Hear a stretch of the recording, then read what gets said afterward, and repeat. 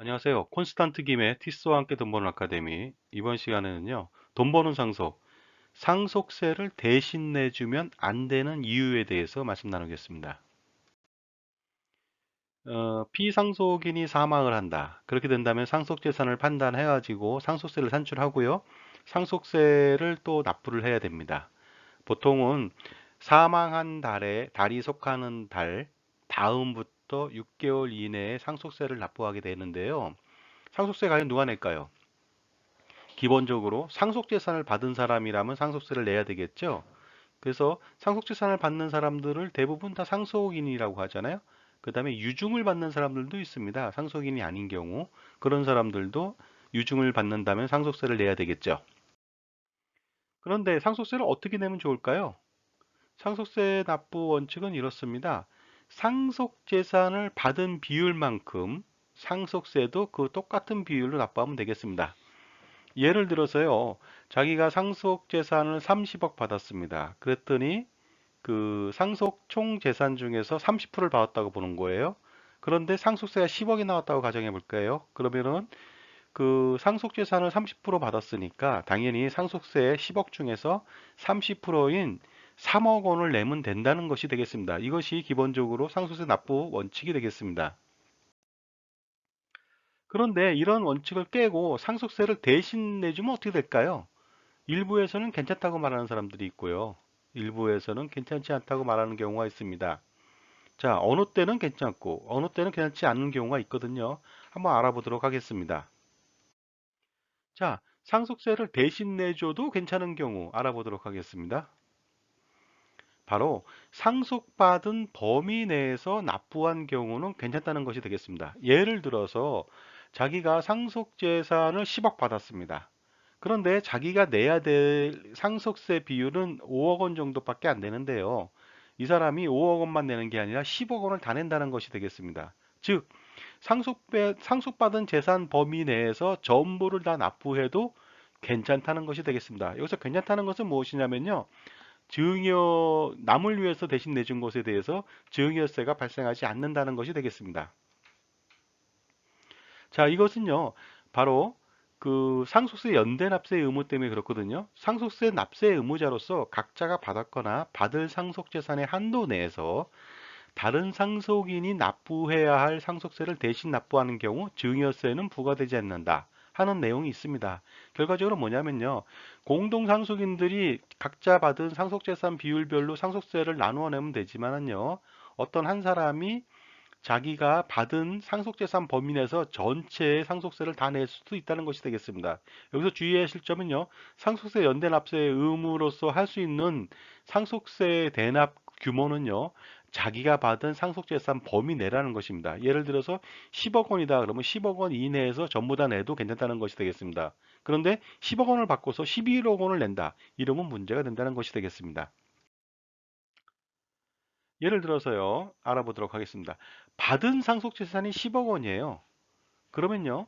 상속세가 10억 원이 나왔다고 가정해 볼게요. 근데 자기가 내야 될 상속세는 5억 원이라고 가정해 볼게요. 근데 그럼에도 불구하고 자기가 받은 상속재산 범위 10억 원 범위 내에서 상속세 전체 10억 원을 낼 수가 있다는 것이 되겠습니다. 그러면 남을 위해서 내준 것이 증여세 대상이 아니라는 것이 되겠습니다. 바로 상속세 연대납세 의무제도이기 때문에 그렇습니다. 상속받은 재산 범위 내에서 상속세 전체를 어떤 한 상속인이 전부 다 낼 수 있다는 그런 규정 때문이죠. 자, 이번에는 괜찮지 않은 경우 알아보도록 하겠습니다. 상속재산을 받은 범위를 초과하여 대신 납부하는 경우, 이럴 경우는 괜찮지 않다는 것이 되겠습니다. 즉, 상속재산은 자기는 10억밖에 안 받았는데 상속세가 15억 원이다. 그럴 경우 상속재산을 받은 범위를 5억 원을 초과해서 자기가 15억 원을 다 납부한다. 이럴 경우에는 괜찮지 않다는 것이 되겠습니다. 괜찮지 않다는 것은 무엇이냐? 바로 초과해서 납부한 것에 대해서는 증여세가 발생한다는 것이 되겠습니다. 알아보도록 할게요. 연대납세 의무자로서 각자가 받았거나 받을 상속재산을 초과하여 대신 납부한 상속세액에 대해서는 증여세 과세 대상이 된다 하는 내용이 되겠습니다.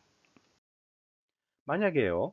받은 상속재산이 5억 원이고요. 상속세가 10억 원인데 자기가 10억 원을 다 납부한다고 가정해 보겠습니다. 만약 형제 둘이 있는데 각각 5억 원씩 내야 됨에도 불구하고 한 형제가 바로 10억 원을 다 납부한다는 그런 가정이거든요. 그러면 자기가 받은 상속재산은 5억 원인데 초과한 그 상속세 10억 원을 다 납부하면 5억 원을 초과했죠. 초과한 것에 대해서는 증여세를 과세한다는 것이 되겠습니다.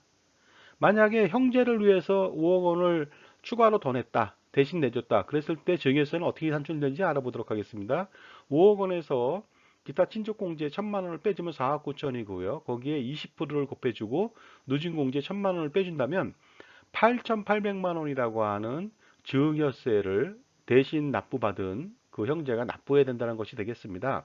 따라서 그 자기가 받은 상속재산 범위 내에서 반드시 상속세를 납부해야지 초과했을 때는 증여세가 발생한다는 점을 유의하시기 바랍니다. 그런데도 불구하고요, 상속세를 대신 납부해 주는 경우가 좀 있습니다. 그런 경우는 어떤 경우인지 알아보도록 하겠습니다. 예를 들어서 아버지가 돌아가셨는데 고령인 모친하고 뭐 자기만 남아있다고 가정해 보겠습니다.